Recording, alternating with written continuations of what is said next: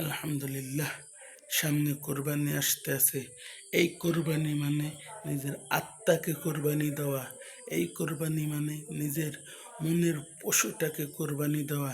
নিজের আত্মাকে কোরবানি করো, তারপরে তোমরা পশু কোরবানি দাও। আল্লাহ রব্বুল আলামিন যখন আল্লাহ রব্বুল আলামিন ইব্রাহিমকে যখন বলল যে তুমি তোমার প্রিয় বস্তুকে কোরবানি করো, ইব্রাহিম আলাইসাল্লাম প্রথম 100 উট কোরবানি করলো। আবার স্বপ্নে দেখেছে তুমি তোমার প্রিয় বস্তুকে কোরবানি করো। এবার 100 দুম্বা কোরবানি করে দিল। এবার ইব্রাহিম আলাইসাল্লাম বলতেছে আমার প্রিয় তো ইসমাইল আলাইসাল্লাম। এবার ইসমাইল আলাইসাল্লামকে কোরবানি করার জন্য মরুভূমিতে নিয়ে গেল। এবার হাত বেঁধে পা বেঁধে ইসমাইলের গলায় ছুরি চালায়। ইসমাইলের গলায় ছুরি আর ধরে না। ইসমাইল আলাইসাল্লাম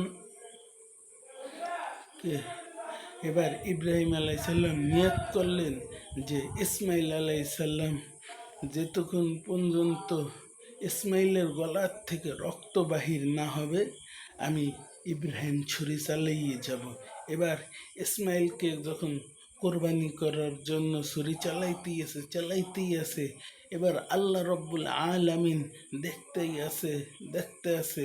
এবার যখন তার গলাটা কেটেই যাবে, তখনকে আল্লাহ রব্বুল আলামিন জিব্রাইলকে পাঠাই দিল যে জান্নাত থেকে একটা দুম্বা নিয়ে যাও, ইসমাইলকে সরাইয়া তুমি দুম্বাটা তার ছুরির মাথায় দিয়ে দাও। এবার জিব্রাইল যখন আসতেছে আল্লাহু আকবার বলে যখন আসতেছে, ইব্রাহিম আলাইসাল্লাম উপরে যখন তাকাইলেন, ইসমাইলকে সরাইয়া এর হুকুমে ওই দুম্বাটা দিয়ে দিলেন। আল্লাহ রব্বুল আলামিনের হুকুমে ওই দুম্বাটা কোরবানি হয়ে গেলেন। আল্লাহ রব্বুল আলামিন এই কোরবানিটা যখন